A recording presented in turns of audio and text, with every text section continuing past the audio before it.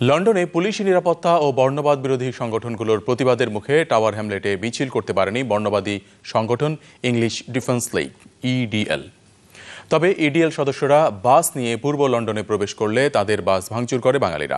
ইব্রাহিম খলিলের ক্যামেরায় লন্ডন থেকে তানভীর আহমেদের রিপোর্ট। বর্ণবাদী সংগঠন ইংলিশ ডিফেন্স লীগের মিছিলকে কেন্দ্র করে সকাল থেকেই পূর্ব লন্ডনের প্রধান সড়ক ও পাতাল রেলের প্রত্যেকটি প্রবেশপথ নিরাপত্তা চাদরে ঢেকে ফেলে পুলিশ। আনুমানিক 1000 ইডিএল সদস্য পূর্ব লন্ডনে মিছিল করতে পারে এমন আশঙ্কায় প্রায় 3000 পুলিশ মোতায়েন করে লন্ডন মেট্রোপলিটন পুলিশ।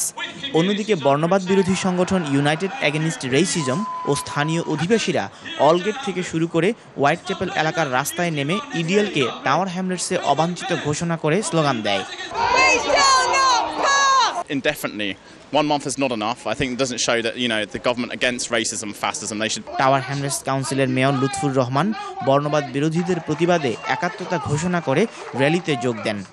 অন্যদিকে এমপি রোশনারা আলী ও লেবার কাউন্সিলররা সাধারণ মানুষের বাড়ি গিয়ে শান্ত থাকার পরামর্শ দেন।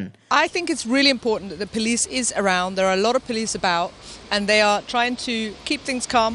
And it's good to have the reassurance from the police. আজকে যেটা প্রমাণ করে আমরা ইউনিটি, আমরা সলিডারিটি, এবং আমি grateful to United stand, to the faith communities, two Islam মস্ক and the other faith communities. দুপুর 1টার দিকে কিংস ক্রস ও লিভারপুল স্ট্রিট এলাকা দিয়ে ইডিএল পূর্ব লন্ডনে প্রবেশের চেষ্টা করলে পুলিশ তাদের প্রতিহত করে। তাই পুলিশের উপর বোতল ছুড়ে মারার অপরাধে 7 জনকে গ্রেফতার করে পুলিশ। বিকেল 5টার দিকে পুলিশ যান চলাচলের জন্য রাস্তার ব্যারিকেড তুলে দিলে লন্ডন সময় 8টার দিকে ইংলিশ ডিফেন্স লীগের একদল সদস্য বাস দিয়ে পূর্ব লন্ডনের স্টেপনি গ্রিন পার্ক এলাকায় প্রবেশ করলে ইসলামী ফোরাম অফ ইউরোপের বাঙালি স্বেচ্ছাসেবকরা ইডিএলের বাস ভাঙচুর করে। এ সময় ইডিএল বাঙালি সংঘর্ষ এড়াতে পুলিশ লাঠিচার্জ করে। সংশ্লিষ্টরা বলছেন ইডিএলের কর্মকাণ্ডকে স্থায়ীভাবে নিষেধাজ্ঞা না দিলে এই কর্মসূচি ভবিষ্যতে আরও বাড়তে পারে।